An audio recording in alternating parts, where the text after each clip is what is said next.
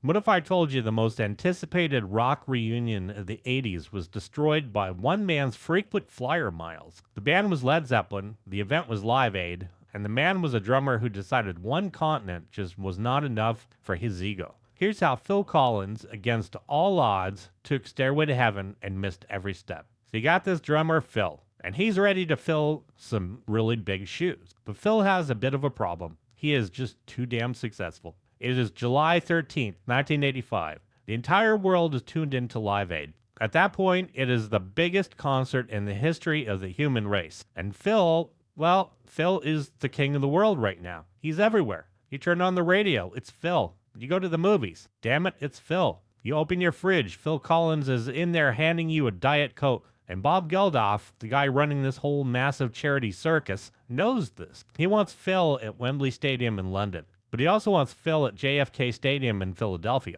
Now, for a normal human being, this is a bit of a physics problem. You cannot be in two places at once, especially back then. Kind of can now, but that's another story. But Phil isn't thinking like a normal human being. Phil is thinking like a guy who has had #1 hits for 5 years straight. So he comes up with a plan, a really crazy plan. He's going to play his set in London at noon, and then he's going to run off the stage, jump in a helicopter, fly to Heathrow, get on the Concorde, the supersonic jet that flies faster than the speed of sound, fly to New York, jump in another helicopter, fly to Philadelphia, play the U.S. show on the same exact day. It sounds cool. It sounds like something James Bond would do if James Bond played the synthesizer. But there's a bit of a catch. In Philadelphia, he isn't just playing his own song. He's booked himself into the most high-pressure gig of the decade. Phil Collins is going to sit in on the drums for the reunion of the mighty Led Zeppelin. Now, you gotta understand something about Led Zeppelin in 1985. At this point, they're ghosts. They're legendary, sure,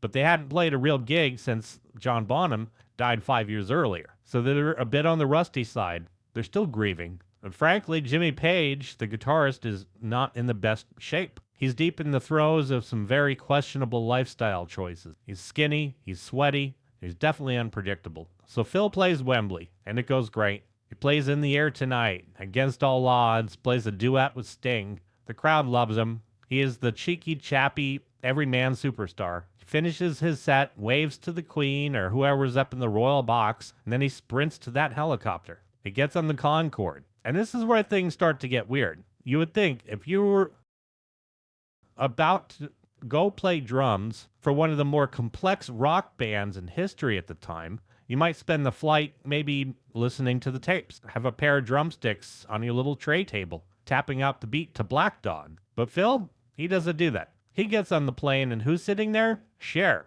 Yep, that's Cher. So he spends the flight hanging out with Cher. They're chatting, they're having a drink, discussing whatever famous people discuss at 60,000 feet. He's not sweating the gig at all. He thinks he could just walk right in and nail it. He thinks, I'm Phil Collins. I could play anything. So he lands stateside. Helicopter takes him to JFK Stadium. He walks into the backstage area, and the vibe is instantly wrong. It is bad. It's heavy. He finds a Led Zeppelin trailer. He walks in expecting maybe a, hey, Phil, thanks for coming. Or, great to see you, mate. Instead, he walks into a funeral parlor. Jimmy Page is in the corner. He's not saying much. Robert Plant is just pacing around. You got John Paul Jones, the bassist, just trying to hold everything together. And you got another guy there, Tony Thompson. Now, Tony Thompson is the drummer for Chic. If you're not familiar with their music, it's a whole hell of a lot of funk. And this dude is a serious groove machine. And he hits friggin' hard. And Led Zeppelin had been rehearsing with Tony Thompson for a week. They know him. He knows the arrangements. He knows where all the breaks are. Phil Collins, he's not rehearsed with them for one single minute.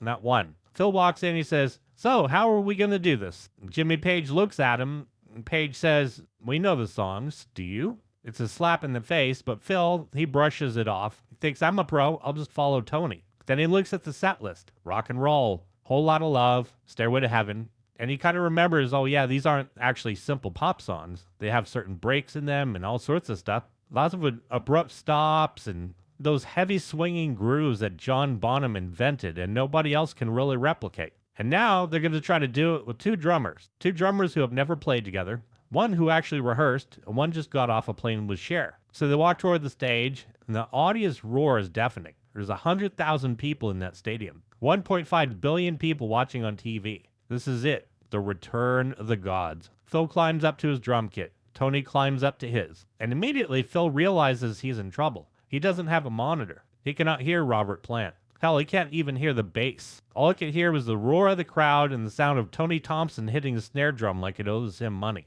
They start playing rock and roll, and it's an immediate train wreck. Tony's playing it straight. Phil is trying to add fills. The two drummers together are flamming. You know, a flam, like when you take two hands and smack a snare drum kind of at the same time, but their two hits are a little off timed. Now imagine entire drum beats doing that, and that's what you get with this. It sounds like sneakers in a dryer. Jimmy Page turns around and starts glaring at Phil. Phil tries to lock in, tries to watch Tony's hands, but Tony's doing his own thing. And Jimmy Page, well, he's in another zip code. His guitar's out of tune anyways. His timing is drifting, speeding up and slowing down on his own. He's doing that thing where he leans back, plays a sloppy riff, and expects the band to catch him. Bonham could catch him. Hell, Bonham knew how to play behind the beat. Phil Collins plays on top of the beat. He's a precision player. He's tight. He's clean. Phil Collins, yes, he can play the living shit out of the kit, but he's trying to play these clean drums over a guitar player who's playing dirty, sloppy, beautiful mess and rock and roll. It's like trying to put a tuxedo on a wild boar. And then comes Stairway to Heaven, the anthem, a song everybody's been waiting for. The intro starts, it's shaky, Robert Plant's voice is shot, he's been touring solo, playing lighter stuff, and his voice is cracking under the old Zeppelin wail. Duran Duran is sitting in the front row crying. The drums kick in and it's all chaos. Phil comes in at the wrong time, tries to do a fill that crashes into Tony's fill. So they're stepping on each other's toes. At one point, Phil just stops playing. Literally just stops, sits there, sticks in hand, looking like a deer in headlights, just watching Tony Thompson play. And he figures, right, if I don't play, I can't mess it up. Then, of course, he has to join back in. So he comes back in and he's out of sync again. Total disaster. It is a musical car crash in slow motion. You can see the panic in their eyes. John Paul Jones is just looking at his shoes. Robert Plant looks like he just wants to be anywhere else but there. And then you got Jimmy Page just thrashing away oblivious. So the set ends and they walk off the stage. No high-fiving, no hugging. The crowd is cheering because, well, it's Led Zeppelin, and they just saw them. But the people with ears, the musicians, they're horrified. You got a toxic mood backstage. Phil Collins tries to make a joke, lighten the mood. It's like, well, that was fun.